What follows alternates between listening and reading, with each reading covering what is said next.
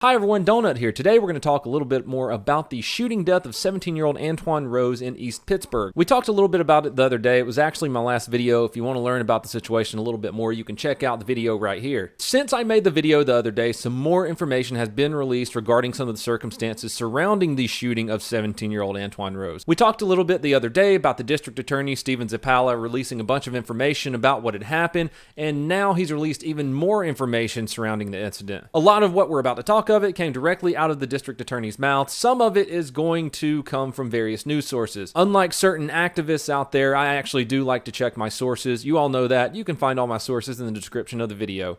Well, actually, all my videos, you can find my sources. You know, unlike some people who accuse police officers of rape with zero evidence. On to the Antwon Rose incident. He was definitely inside of the vehicle during the drive-by, but he did not fire a gun despite having an empty 9mm magazine in his pocket and a 9mm handgun being found inside of the car after the shooting. One of 3 videos showing the actual drive-by has been released. Before we get into the video showing the drive-by, I just need to give you a little bit more information about the other person who was running off with Antwon Rose when he was shot. The other person evaded police for a few days. They finally called up to him. He has been identified as 17-year-old Zajuan Hester. I'm terrible with names. You guys know this. But in the video, you can see the vehicle that was in the shooting video drive up to an intersection. You can see the 17-year-old who was with Antwon Rose, Hester. You can see him lean out the back window with a .40 caliber pistol and fire several shots at 2 men standing across the street.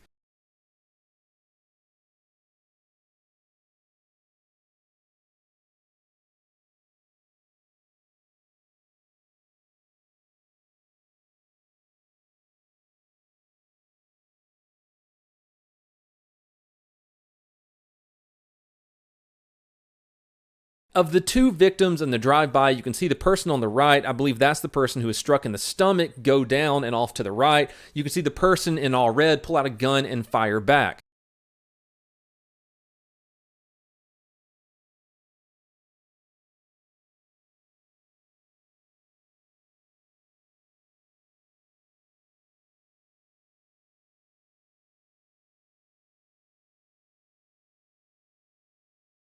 This is where the ballistic damage to the vehicle Antwon Rose was in takes place. You can see the person in the red return fire. When the officer who shot Antwon Rose pulled the vehicle over, it had a bullet hole to the trunk, a bullet hole to the front passenger door, and the back window was also shattered. The actual shooting of Antwon Rose and the drive-by were only 13 minutes apart. With all this information put together, it's safe to assume that the officer who shot Antwon Rose was pretty sure that he had the suspects in front of him who were involved in a near-deadly drive-by shooting only a few minutes prior. Speaking of the officer who shot Antwon Rose, Officer Michael Rosfeld has been charged with criminal homicide. He turned himself in earlier this morning and was released on a $250,000 bond. His attorney spoke with the news media and told them that he believes his client is not guilty of criminal homicide and the preliminary hearing will be on July the 6th. Antwon Rose's family has secured an attorney also, this attorney being Lee Merritt. You may remember Lee Merritt from some of my earlier videos where he lied about a police officer raping a woman, nearly destroying 2 police officers' lives in the process. If you haven't seen that video yet, just to sum it up, Lee Merritt lied about an officer raping a woman,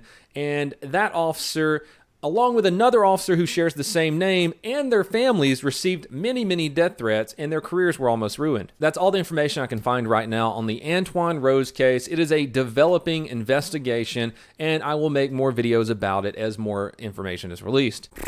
What else?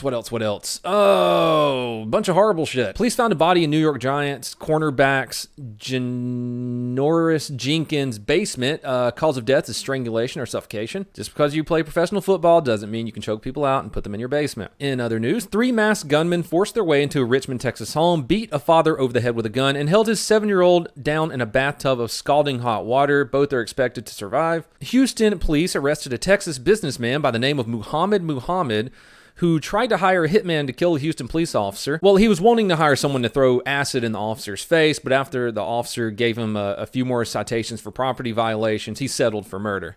What other horrible shit's going on? 7 people have been arrested in New York after they dragged a 15-year-old NYPD explorer out of a convenience store and hacked him to death with machetes and knives in the middle of the street. It turns out it was a case of mistaken identity. They actually meant to murder another 15-year-old that looked like the one they actually did hack to death in the middle of the street. The victim, Lisandro Guzman Feliz, had dreamed of being a NYPD detective one day. And someone laced a bunch of flyers with deadly fentanyl, which is, we've talked about it before, it's basically like heroin times a million. It's synthetic shit. If you touch it, it can fuck you up. But somebody laced a bunch of flyers with it and put them on Harris County Sheriff's deputies' patrol cars. A sergeant with Harris County touched the flyer, started driving down the road, and realized she was feeling woozy. They had to rush her to the hospital because she almost OD'd on fentanyl, but she's expected to survive. Oh, also, a 56-year-old woman has been arrested for stealing an auction prize from a fundraiser for murdered Yarmouth Police Sergeant Sean Gannon. I think I did a video on him.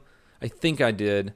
But if you guys didn't see this case, he was trying to serve an arrest warrant on a guy who had over 110 charges on his record. The guy ended up shooting and killing Gannon and injuring his canine. His canine has recovered since then and lives with the family now. The canine's retired. All right, positive stuff. Need some positivity in our lives. Chris Pratt made a surprise appearance at a charity event organized to help raise money for police officers whose children are battling cancer. What a stand-up guy, that Chris Pratt. His brother is actually a Solano County Sheriff's Deputy in California. Cool stuff. And that's all I have for you guys today. I want to go ahead and give a shout out to Mike the Cop. Right before I started filming this video, I saw that he was streaming. He is doing a live stream right now called A Tale of Two Teenagers, where he's talking about pretty much the same thing. He's talking about Antwon Rose, and he's talking about the poor kid who got hacked to death by a Dominican gang who was an NYPD explorer. Go ahead and check out Mike the Cop's video on that. It's going to be really good. I watched a good bit of it. I agree with him on a lot of points.